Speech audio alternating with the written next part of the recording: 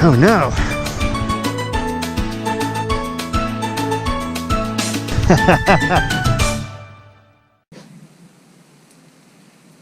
All you men out there with your full-size trucks, you don't know what's up. What do you need that for? Are you a contractor? Didn't think so. How often are you picking up sheets of drywall in that thing? Not very often. How's your fuel economy? Bet it's not very good.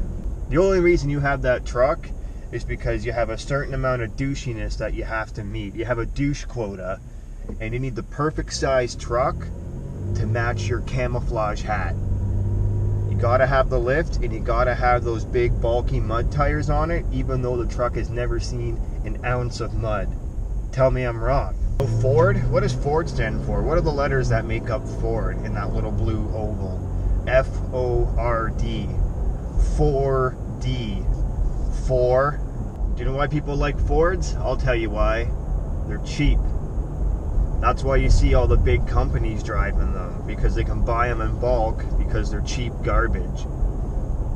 And employees don't mind driving Fords because they don't have to pay the maintenance bills.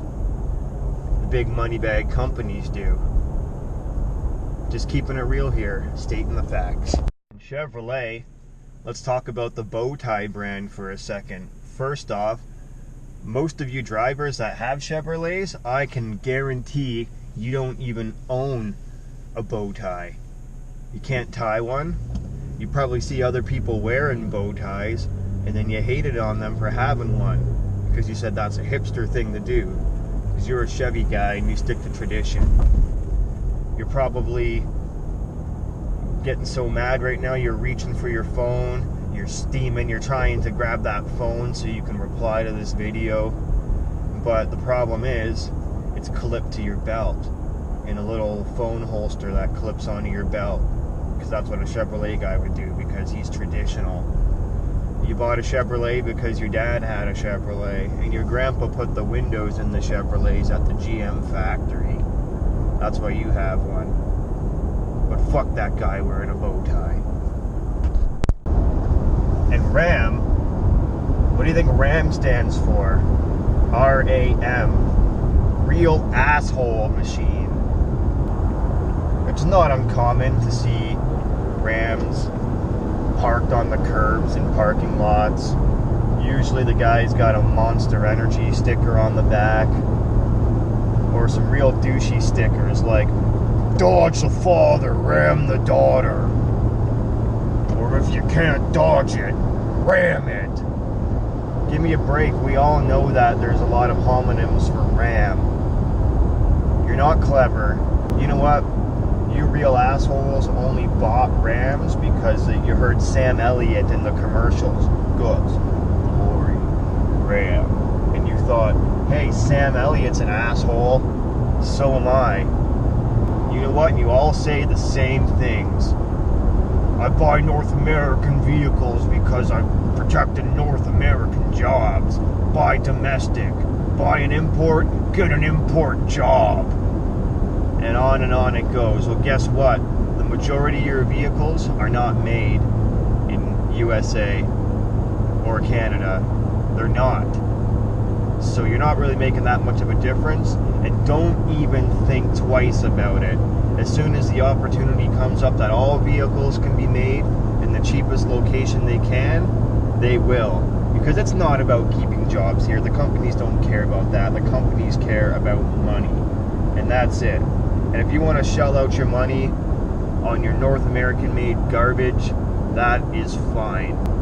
You can't even tell me that you don't enjoy things that come from Asia. Everybody does. Look at the abundance of sushi restaurants that are around now. And you know what? Thank the Japanese for every video game console ever. What would you do without the Japanese? And what about reliability? Sure, you got this truck that you love. What about in 6 years when you're replacing literally everything on it? How are you going to feel then? Or when you shell out $50,000, $60,000 for a brand new truck, and in 4 years it's worth $17,000. How does that feel? probably not very good. Meanwhile, if you just bought a real truck to begin with, you could sell it in 4 years and make the same money back. Maybe even more, because somebody just wants it that bad because they're sick and tired of driving around in garbage. Why don't we talk about the environment for a minute?